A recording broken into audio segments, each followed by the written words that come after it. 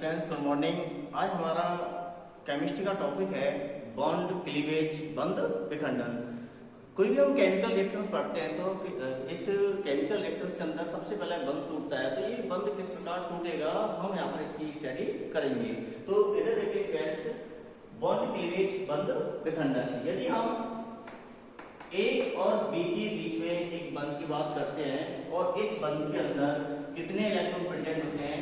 2 electron present होते हैं, ठीक है। और यहाँ पर ये 2 इलेक्ट्रॉन प्रेजेंट है, तो अगर हमें इस बंध को तोड़ना है तो किस प्रकार टूटेगा? तो अगर हम बात करते हैं कि ये बंध किस प्रकार टूटेगा, तो यहाँ पर हम 2 प्रकार पढ़ेंगे यहाँ पर बॉन्ड क्लीवेज के। एक जो बॉन्ड क्लीवेज है हमारे पास, जिसका हमने नाम दिया है होमोलाइटिक क्लीवेज, दूसरे का हम नाम देंगे हेट्रोलाइटिक क्लीवेज, ठीक है। एक हमारे पास हेट्रोलाइटिक क्लीवेज है, दूसरा हमारे पास होमोलाइटिक क्लीवेज है।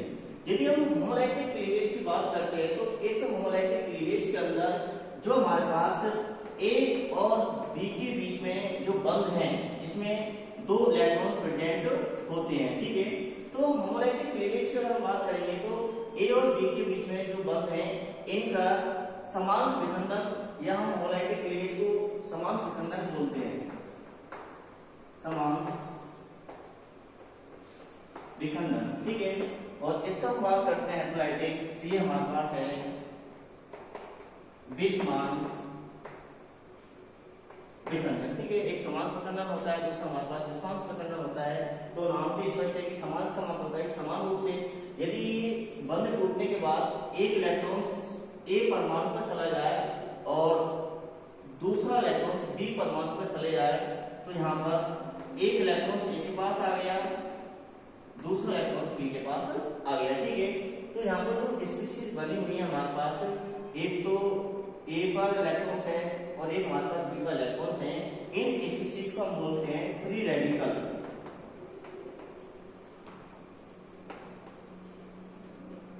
फ्री रेडिकल, इट मींस मुक्त मूलक, ठीक है। तो हम ये कहेंगे कि होमोलाइटिक जब भी क्लीवेज होगा तो बंध के दोनों इलेक्ट्रॉनों में से एक इलेक्ट्रॉन एक परमाणु पर चले जाएगा और दूसरा इलेक्ट्रॉन एक परमाणु से परमाणु पर चले जाएगा। तो समान रूप से इलेक्ट्रॉनों का यहाँ पर क्या हो रहा है? वितरण हो रहा है, और ऐसे बंध को बोलते हैं होमोलाइटिक क्लीवेज।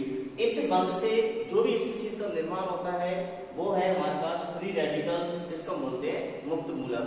तो ये तो हमारा होमोलाइटिक क्लीवेज हो गया। दूसरा है हेट्रोलाइटिक क्लीवेज, जिसको बोलते हैं विषमांश विखंडन। अगर हम हेट्रोलाइटिक क्लीवेज की बात करते हैं तो जैसा है कि ए और बी, इसमें हमारे पास 2 इलेक्ट्रॉन्स होते हैं। तो जब ये बॉन्ड टूटेगा किसी केमिकल रिएक्शंस के अंदर, तो बंध के दोनों इलेक्ट्रॉन किसी एक परमाणु पर चले जाते हैं।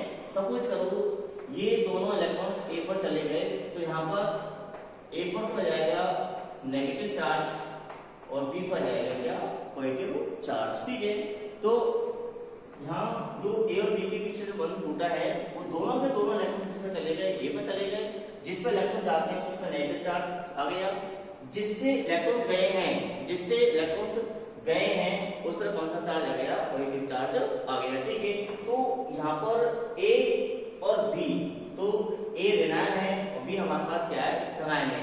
तो हेट्रोलाइटिक क्लीवेज से हमारे पास धनायन और ऋणायन का निर्माण होता है। हम कह सकते हैं कि जब भी हेट्रोलाइटिक क्लीवेज होगा तो इनसे आयनिक स्पीशीज बनेंगी, या कह सकते हैं आयनों का निर्माण होता है, ठीक है।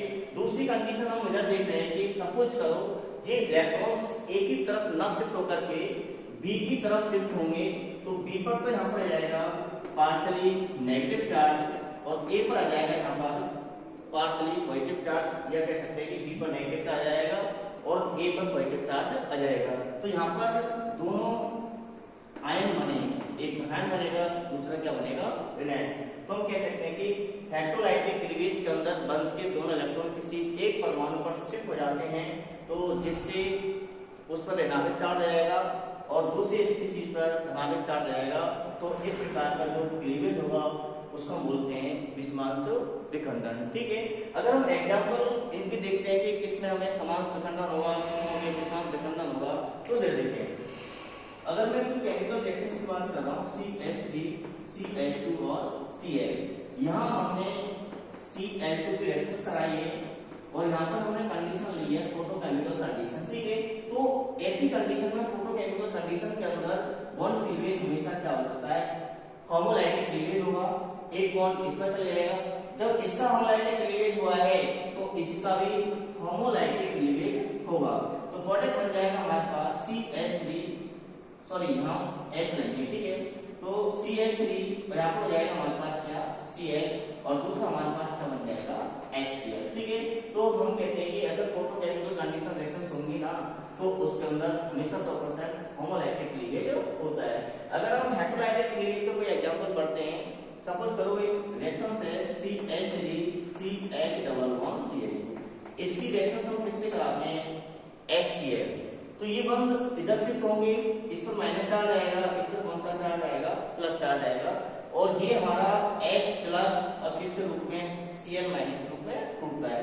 इस रिएक्शन को हम कराएंगे तो CH3 CH या तो Cl हो जाएगा और यहाँ पर क्या हो जाएगा हमारे पास CH2 और क्या H।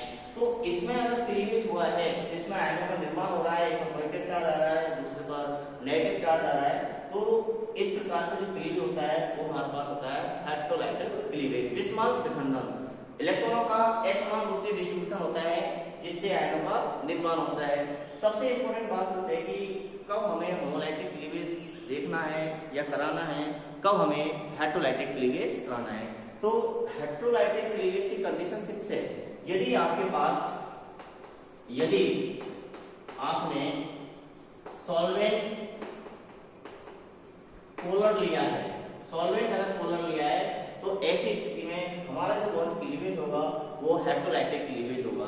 पोलर सॉल्वेंट का मतलब होता है कि जैसे आपने H2 ले सकते हैं, हम H2H4 ले सकते हैं, ठीक है, हम HCl ले सकते हैं, हम यहाँ पर अमोनिया ले सकते हैं, ये सब पोलर सॉल्वेंट है। इसकी प्रजेंस वाले रिएक्शंस को कराओगे तो हमारे रिएक्शंस के अंदर जो बॉन्ड क्लीवेज होगा वो हेटेरोलाइटिक क्लीवेज होगा।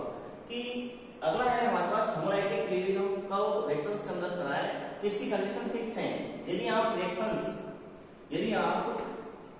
रिएक्शंस फोटोकेमिकल कंडीशन में कराओगे, और दूसरा है कि हमारे पास यहाँ पर जो सॉल्वेंट होगा वो होगा हमारे पास नॉन पोलर सॉल्वेंट।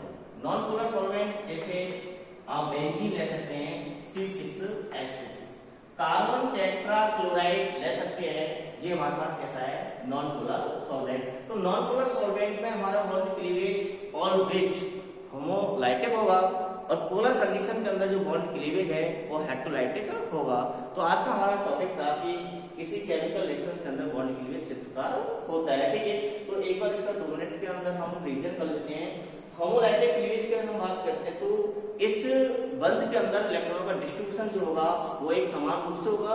एक इलेक्ट्रॉन एक परमाणु पर चले जाएगा और दूसरा इलेक्ट्रॉन बी परमाणु पर चले जाएगा, जिससे इसमें जो हमारे पास स्पीशीज बनेंगी वो मुक्त मूलक या रेडिकल स्पीशीज का निर्माण होता है, ठीक है। क्या क्या कंडीशन है इसके अंदर, कंडीशन ये है कि इसकी जो रिएक्शंस होंगी वो या तो फोटोकेमिकल कंडीशन में होंगी या नॉन पोलर कंडीशन में होंगी, ठीक है। दूसरा हम कह सकते हैं कि हाई टेम्परेचर भी ले सकते हैं, उच्च ताप पर भी तुम्हारे पास जो बनते हैं वो रेडिकली बनेंगे। अगला है हेटेरोलाइटिक क्लीवेज। इस क्लीवेज के अंदर बंध के दोनों इलेक्ट्रॉन किसी एक परमाणु पर चले जाते हैं, जिससे जिस परमाणु पर जाएंगे उस पर ऋणात्मक चार्ज आएगा, दूसरे पर पॉजिटिव चार्ज आएगा। तो यहाँ पर इसमें नेगेटिव चार्ज है, इसमें पॉजिटिव चार्ज है, तो यहाँ पर आयनों का निर्माण होगा, ठीक है। तो हेटेरोलाइटिक क्लीवेज के अंदर आयनों का निर्माण होता है। अगर हम सॉल्वेंट की बात करते हैं तो ये हमारी जो रिएक्शंस है हेटेरोलाइटिक क्लीवेज होगा तो उसके अंदर सॉल्वेंट पोलर होना चाहिए। पोलर H2 है, H2SO4 है, HCl है और NH3 है। तो आज हमारा टॉपिक कंप्लीट।